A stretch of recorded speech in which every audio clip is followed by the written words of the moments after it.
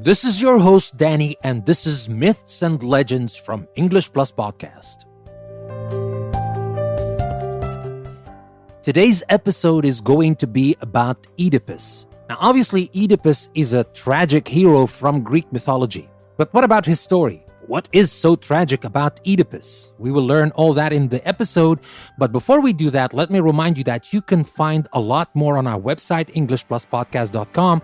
The link is in the description, and there's also our premium episodes that we are adding every week. So if you want to have access to our premium episodes, there are two ways you can do that. You can subscribe to English Plus Podcast on Apple Podcasts, and you will have access to all our premium episodes, or you can become a patron of English Plus Podcast on Patreon, and then you will have access to all the same premium episodes, but you will also have access to something else that is coming soon, and that is English Plus Magazine. That is the extra benefit you get if you decide to become a patron of English Plus Podcast on Patreon. You will find the links in the description of the episode. And now, without further ado, let's talk about Oedipus, the tragic hero from Greek mythology.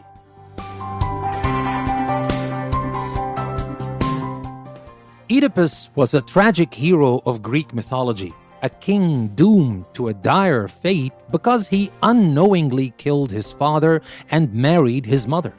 His story is the tale of someone who, because he did not know his true identity, followed the wrong path in life. Once he had set foot on that path, his best qualities could not save him from the results of actions that violated the laws of gods and men. Oedipus was born to King Laius and Queen Jocasta of Thebes. The oracle at Delphi, who could communicate directly with the gods, told Laius and Jocasta that their child would grow up to murder Laius and marry Jocasta. Horrified, the king fastened the infant's feet together with a large pin and left him on a mountainside to die. However, shepherds found the baby, who became known as Oedipus, or swollen foot, and took him to the city of Corinth. There, King Polybus and Queen Merope adopted him and raised him to think that he was their own son. When Oedipus was grown, however, someone told him that he was not the son of Polybus. Oedipus went to Delphi to ask the oracle about his parentage. The answer he received was, "You are the man fated to murder his father and marry his mother." Like Laius and Jocasta, Oedipus was determined to avoid the fate predicted for him. Believing that the oracle had said he was fated to kill Polybus and marry Merope, he vowed never to return to Corinth. Instead, he headed towards Thebes.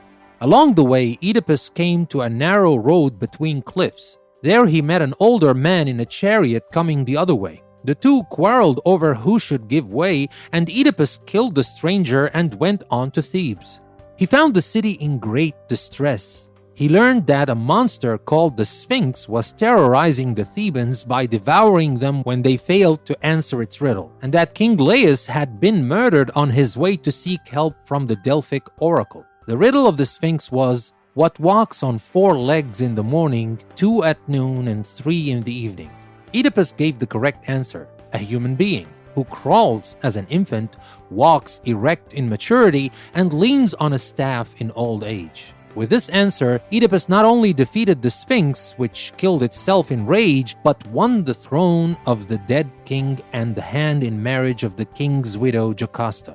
Oedipus and Jocasta lived happily for a time and had 2 sons and 2 daughters. Then a dreadful plague came upon Thebes. A prophet declared that the plague would not end until the Thebans drove out Laius's murderer, who was within the city. A messenger then arrived from Corinth, announcing the death of King Polybus and asking Oedipus to return and rule the Corinthians. Oedipus told Jocasta what the oracle had predicted for him and expressed relief that the danger of his murdering Polybus was past. Jocasta told him not to fear oracles, for the oracle had said that her first husband would be killed by his own son, and instead he had been murdered by a stranger on the road to Delphi. Suddenly, Oedipus remembered that fatal encounter on the road and knew that he had met and killed his real father, Laius. At the same time, Jocasta realized that the scars on Oedipus' feet marked him as the baby whose feet Laius had pinned together so long ago. Faced with the fact that she had married her own son and the murderer of Laius, she hanged herself. Oedipus seized a pin from her dress and blinded himself with it. Some accounts say that Oedipus was banished at once from Thebes, while others relate that he lived a miserable existence there, despised by all, until his children grew up. Eventually, he was driven into exile, accompanied by his two daughters, Antigone and Ismene.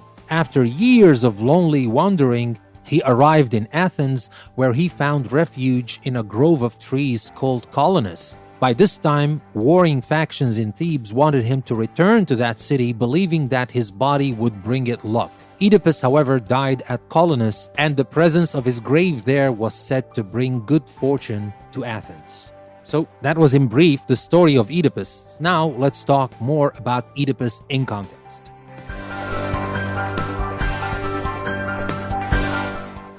The tale of Oedipus reflects and reinforces ancient Greek traditions and values in more than one way.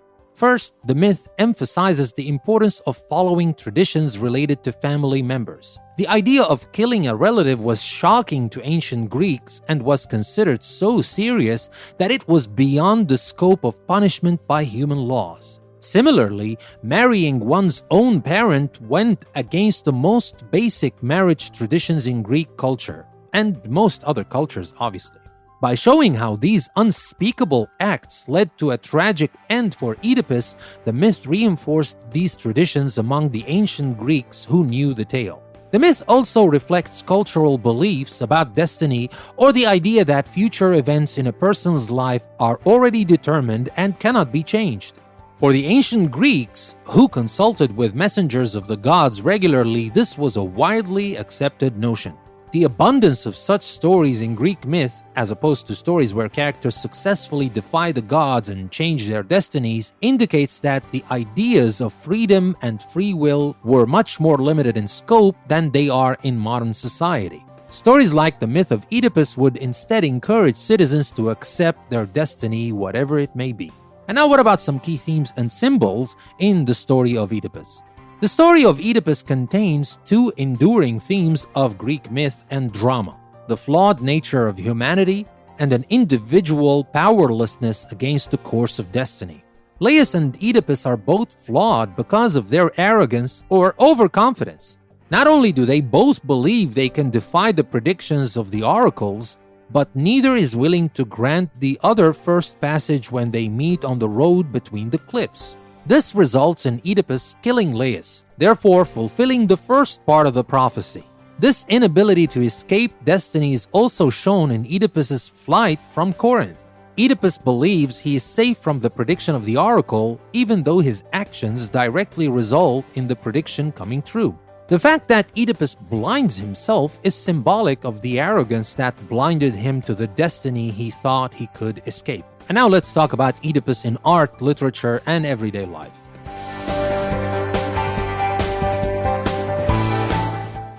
The best-known account of the myth of Oedipus is preserved in Oedipus the King and Oedipus at Colonus, two dramas by the ancient Greek playwright Sophocles. Most versions of the story have followed the pattern that Sophocles set down, although an earlier version mentioned by Homer in the Greek epics, the Iliad and the Odyssey, says that after Oedipus's identity was revealed, Jocasta hanged herself. Oedipus, however, continued to rule Thebes, died in battle, and was buried with honor. The story of Oedipus has inspired artists and thinkers since ancient times. The Roman philosopher Seneca wrote a tragedy entitled Oedipus that influenced writers such as England's John Dryden and Alexander Pope, and Francis Voltaire and Pierre Corneille. Later artistic treatments of the Oedipus story include a translation of Sophocles' work by Irish poet William Butler Yeats, a play entitled The Infernal Machine by Jean Cocteau of France, music by Russian composer Igor Stravinsky, and the movie Oedipus Rex by Italian filmmaker Pier Paolo Pasolini. Sigmund Freud, one of the founders of modern psychiatry, used the term Oedipus complex to refer to a psychological state in which a boy or man experiences hostility toward his father due to an inappropriate attraction or bond to his mother. Now I want you to think about something based on the story I shared with you today about Oedipus. Oedipus commits two unspeakable acts, killing his father and marrying his mother, without knowing he has done either one. In modern law, if a person commits a crime without knowing that it was illegal, the person can still be held accountable for committing the crime. At the same time, many laws differ from state to state or even city to city, with some cities still carrying old laws that might seem silly to modern visitors. In Gainesville, Georgia, for example, it is technically illegal to eat chicken with a fork. Do you think not knowing about a law is ever a valid defense for breaking that law? Why or why not? So, this is a question for you, food for thought. If you would like to discuss this, you can join me on social media or on the website EnglishPlusPodcast.com and we can discuss this question together. But that brings me to the end of this episode and the end of Myths and Legends from English Plus Podcast. Don't forget that you will always find more on EnglishPlusPodcast.com, so go there and you will find a variety of topics, which I'm sure you will like at least some of. And I will remind you again that we have premium episodes. If you would like to get these, you can subscribe on Apple Podcasts or you can become a patron of English Plus Podcast on Patreon. You can find the links in the description of the episode. With that being said, thank you very much for listening to another episode from English Plus Podcast. This is your host, Danny. I will see you next time.